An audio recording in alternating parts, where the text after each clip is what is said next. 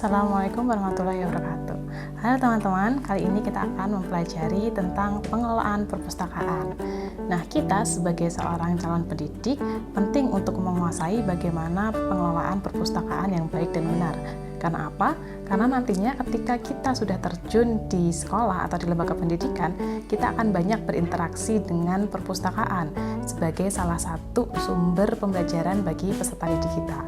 Nah, dalam pengelolaan perpustakaan, kita tahu ada yang namanya manajemen perpustakaan, di mana dalam manajemen perpustakaan ini adalah sebuah proses atau upaya untuk mengelola perpustakaan dengan baik dan benar secara sistematis pula agar tercapai tujuan dari perpustakaan itu sendiri. Kemudian tidak lupa dalam proses manajemen perpustakaan, tentunya kita harus mengoptimalkan berbagai sumber daya yang ada di perpustakaan, baik sumber daya berupa manusia maupun sumber daya lainnya. Nah, kemudian untuk mengetahui apa sih itu perpustakaan, maka kita akan cek dulu beberapa kriteria dari sebuah perpustakaan.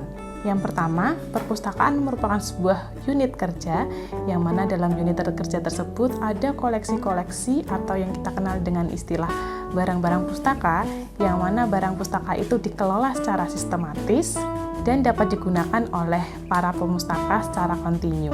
Di sini kita tahu bahwa barang-barang pustaka tidak hanya buku saja, tapi juga kamus, kemudian majalah, koran, bahkan alat-alat peraga dan juga koleksi misalkan rekaman itu juga termasuk dalam bahan pustaka.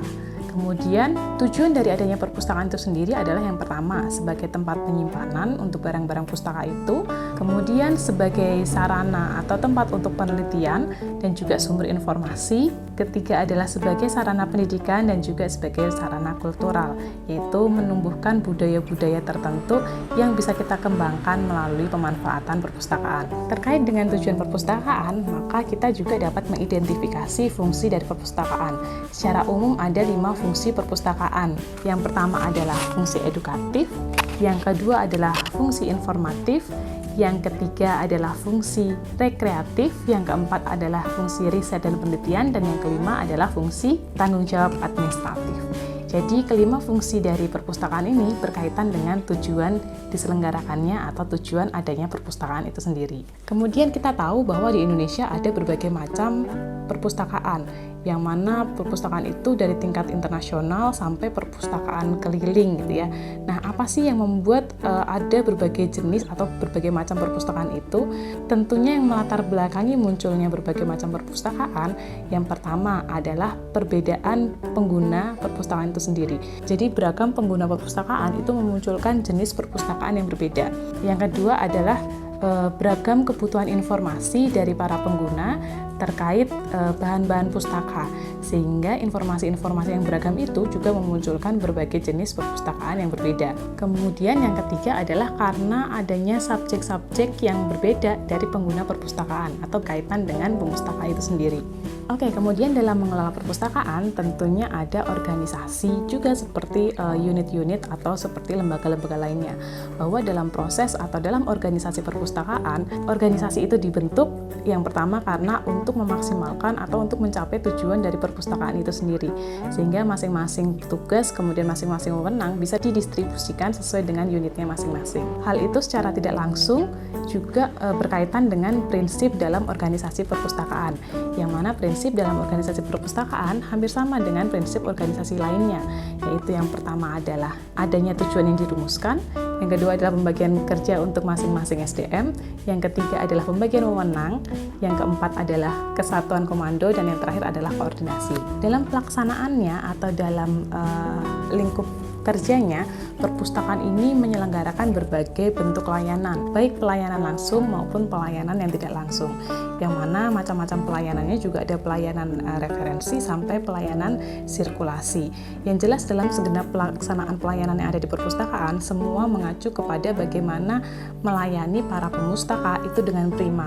Artinya pelayanan prima adalah bagaimana kita memberikan pelayanan yang terbaik kepada para pemustaka, sehingga para pemustaka yang datang ke perpustakaan itu mendapatkan pengalaman yang baik dalam proses mencari buku, kemudian dalam proses mencari sumber informasi dan lain sebagainya. Sehingga informasi-informasi yang dibutuhkan bisa lebih cepat didapatkan. Kemudian kita tahu bahwa pemustaka itu juga karakteristiknya berbagai macam ya, karena ada berbagai macam kondisi latar belakang dan juga latar belakang entah itu sosial, ekonomi dan lain sebagainya. Sehingga nantinya kita bisa membantu pemustaka dengan beragam karakteristik itu untuk menyelesaikan tugasnya atau untuk mencari sumber informasi di perpustakaan. Kemudian yang terakhir, dalam pengelolaan sarana dan prasarana perpustakaan, kita mengenal ada 2 langkah pengelolaan sarana dan prasarana. Yang pertama adalah pengelolaan secara preventif atau yaitu kegiatan pencegahan, dan yang kedua adalah pengelolaan secara kuratif, yaitu kegiatan perbaikan. Dalam langkah pencegahan merupakan langkah-langkah yang dapat dilakukan untuk mencegah kerusakan atau untuk meminimalisir kerusakan yang nanti timbul ketika proses kegiatan atau aktivitas yang ada di perpustakaan. Misalnya bisa kita lakukan dengan membersihkan perpustakaan, kemudian dengan menyampul bahan-bahan pustaka dan lain sebagainya. Sedangkan dalam tindakan kuratif atau perbaikan bisa kita lakukan kepada sarana prasarana atau barang-barang koleksi yang mengalami kerusakan, misalkan dengan menyampul ulang buku, kemudian menggantinya dengan barang-barang pustaka yang baru. Dalam pengelolaan koleksi perpustakaan, kita juga mengenal istilah katalogisasi dan klasifikasi. Nah, kalau klasifikasi itu sendiri adalah bagaimana kita mengelola sumber-sumber pustaka atau barang-barang pustaka berdasarkan jenis-jenis barang pustaka itu sendiri atau bidang keilmuan yang ada dalam sumber atau barang pustaka itu, sehingga bidang keilmuan yang sama biasanya dikelompokkan menjadi satu. Karena itu dalam klasifikasi barang-barang pustaka atau benda pustaka kita mengenal ada 3 macam klasifikasi. Yang ketiganya ini banyak digunakan di perpustakaan baik di tingkat nasional maupun internasional. Kemudian dalam hal katalogisasi, yaitu kita memberikan penyandian atau penomoran pada barang-barang pustaka yang ada dalam perpustakaan, sehingga dengan adanya katalogisasi tersebut memudahkan bagi para pemustaka maupun bagi pustakawan untuk mengelola atau untuk mencari referensi-referensi atau benda-benda pustaka yang ada dalam perpustakaan. Sehingga dengan adanya katalogisasi dan klasifikasi tersebut, benda-benda perpustakaan yang jumlahnya sangat banyak bisa tersusun dengan sistematis dan juga memudahkan para pengguna perpustakaan untuk menggunakannya. Mungkin itu teman-teman materi kita yang pertama terkait pengelolaan perpustakaan. Nanti kita akan lanjutkan di video selanjutnya terkait literasi digital. Terima kasih. Wassalamualaikum warahmatullahi wabarakatuh.